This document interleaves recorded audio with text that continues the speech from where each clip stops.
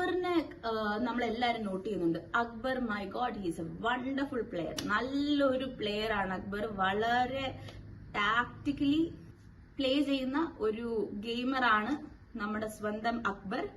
Let's wait and watch. അക്ബറിന്റെ മുമ്പോട്ടുള്ള strategy എന്നായിരിക്കുന്നു. വളരെ സ്ട്രോങ് ആയിട്ടുള്ള കണ്ടസ്റ്റന്റ് ആണ്. കാരണം അപ്പാനി ശരത്തിനെ ശരിക്കും അവിടെ ലിഫ്റ്റ് ചെയ്ത് നിർത്തുന്നത് അക്ബറാണ്. അക്ബർ അപ്പാനി ശരത്തിന് ഒരു പോയിന്റ് വരെ സപ്പോർട്ട് ചെയ്യുന്നുണ്ട്, നല്ല രീതിയിൽ സപ്പോർട്ട് ചെയ്യുന്നുണ്ട്.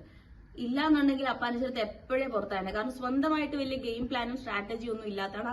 അപ്പാനി ശരത്തിന്റെ ഒരു കാര്യം എന്താണെന്ന് വെച്ച് കഴിഞ്ഞാൽ എല്ലാവരുടെ പോയിട്ട് ഫ്രണ്ട് ആവാനും അല്ലെ ഒരു ഗ്യാങ് ഫോം ചെയ്യാനും ഒക്കെ ട്രൈ ചെയ്യുന്നുണ്ട്. പക്ഷെ at the end of the day പുള്ളിക്കാരൻ തിരിച്ചു വരുന്നത് അക്ബറിന്റെ അടുത്തേക്കാണ്. സോ ബിഗ് ബോസ് സീസൺ 7 ഒരുപാട് മാറ്റങ്ങൾ വരുന്നുണ്ട്. ഷോയുടെ കാര്യത്തിലല്ല, ഓരോ കണ്ടസ്റ്റന്റിന്റെ സ്ട്രാറ്റജിയുടെ കാര്യത്തിലും.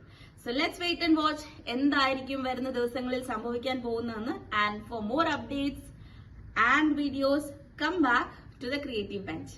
Thank you.